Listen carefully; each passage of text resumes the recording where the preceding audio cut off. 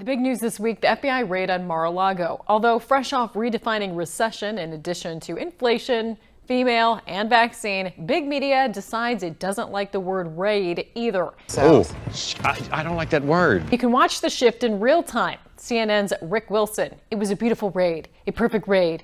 MSNBC's Lawrence O'Donnell. There are 5.6 million Trump voters in Florida. A couple dozen showed up to wave flags and get on TV in front of his home after the FBI raid.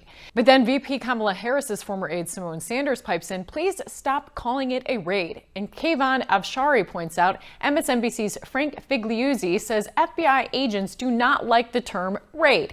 Moments later, MSNBC updates their lower third to executes search warrant. Massive law enforcement response, 9.5 hours, 30 armed agents, and 12 boxes retrieved. Does that sound more like executing a search warrant or a raid? What do you think? Raid! According to Newsweek and Wall Street Journal, the Mar-a-Lago raid was sparked by an informant who knew where potentially classified documents were stored. So again, if they had probable cause to know exactly what they were looking for, why did the search take 9.5 hours? Why were no witnesses allowed? Eric Trump told the Daily Mail that the feds demanded the security cameras be turned off while they searched for the home for documents. Trump's lawyer, Christina Bobb, says she was kicked off the property and wasn't shown or given a copy of the search warrant. After TV talking heads foolishly challenged Trump to release a search warrant he reportedly didn't get a copy of, Judicial Watch and others demanded the warrant be unsealed. Yes, the same judge who signed off on the search warrant ordered it sealed. Magistrate Judge Bruce Reinhart is an Obama donor who Politico points out worked as a federal prosecutor until January 1st, 2008, when a day later he became a defense attorney representing employees of sex trafficker Jeffrey Epstein. Speaking of Epstein, any clients arrested or raided yet? Just the trafficker? What's also a head-scratcher is Reinhart recused himself from the Trump-Clinton lawsuit, citing concerns he couldn't be impartial. Yet just 6 weeks later, he saw no problem authorizing the FBI to raid Trump's home, according to Just the News. True, no one should be above the law, the puppet chorus sings, but was the rule of law or precedent followed when FBI stormed Trump's residence? Clinton. Where was a similar raid on Hillary Clinton over her classified information, which we should point out she had no right to unclassify because, she didn't win the presidency. She was not president. Look, we uncovered the Clinton email scandal. She stole emails, including classified material from the State Department. Remember, some of those materials were under subpoena at the time, certainly when they were destroyed. And then she lied about what she was doing in terms of destroying the records, pretending that she was only destroying emails about her daughter's wedding and yoga classes, when in fact she had been trying to destroy classified information, and still no raid. And then on top of that, you have presumptively criminal activity by, as others have pointed out, Hunter Biden in the custody now of the FBI that implicate this president of the United States. And just a few weeks ago, we were talking about here, I'm sure you've been talking about, the fact that the FBI was caught trying to help Hunter Biden and Joe Biden just before the election. And that was just exposed a week or two ago. And now they're raiding Trump's home.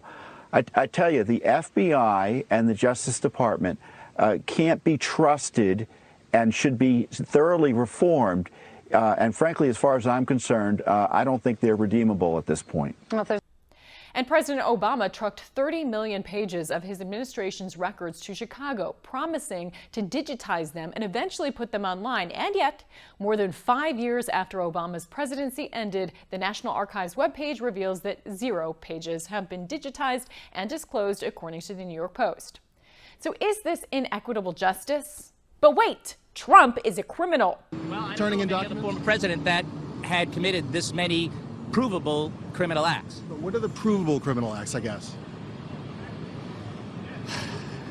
Provable criminal acts. Well, I'm done talking. Merrick Garland, the AG that has weaponized the FBI against parents of school-aged children, now admits he signed off on the Trump raid. I personally approved the decision to seek a search warrant in this matter. I will not stand by silently when their integrity is unfairly attacked. The men and women of the FBI and the Justice Department are dedicated, patriotic public servants. I will not stand by silently when their integrity is unfairly attacked. The men and women of the FBI and the Justice Department are dedicated, patriotic public servants. In light of the conflicts of interest in play with AG, the judge, and not allowing witnesses for the search, one of the more wild claims is if evidence could have been planted. People distrust so much the government that we've gotten to the point where, for example, do I know that the boxes of material they took from Mar-a-Lago, that they won't put things in those boxes to entrap him? How do we know? Their lawyers weren't allowed to see the boxes go. They weren't categorized. That's going to be a problem. Thousands of documents were taken. Yeah, how do we know that they're going to be honest with us about what's actually in the boxes? How do we know that was in the box before it left the residence if the lawyers weren't allowed to see everything? But is it a wild theory? Here's just some of what we know of the FBI. It's targeted even peaceful January 6th rally attendees while ignoring violent BLM and Antifa rioters, and labeled parents at school board meetings as domestic terrorists. The FBI labels patriotic symbols as indicative of militia, violent extremism. It raided Project Veritas founder James O'Keefe's home over the diary of the president's daughter, even though he had already turned it over to police. And of course, there's the Fed infiltration and incitement of a politically timed plot to kidnap Democrat Michigan Governor Gretchen Whitmer. There's also the FBI's sordid history involving the Waco massacre and as far back as COINTELPRO of the 1960s and 70s. And while FBI Director Christopher Wray describes allegations troubling about an FBI agent covering up Hunter Biden information, even as Hunter Biden is still under investigation, no raids, and in fact, he joined his president father on Air Force One for a beach vacation just days after Trump's FBI raid.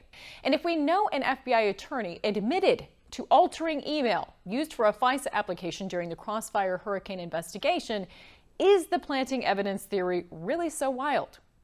And now, after Merrick Garland has defended the integrity of the FBI, just a day later, another leak. WAPO says an unnamed source says the classified documents sought concerned nuclear weapons. Trump calls that a hoax, just like Russiagate.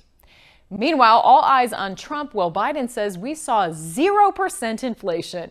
Let's say a number. 0.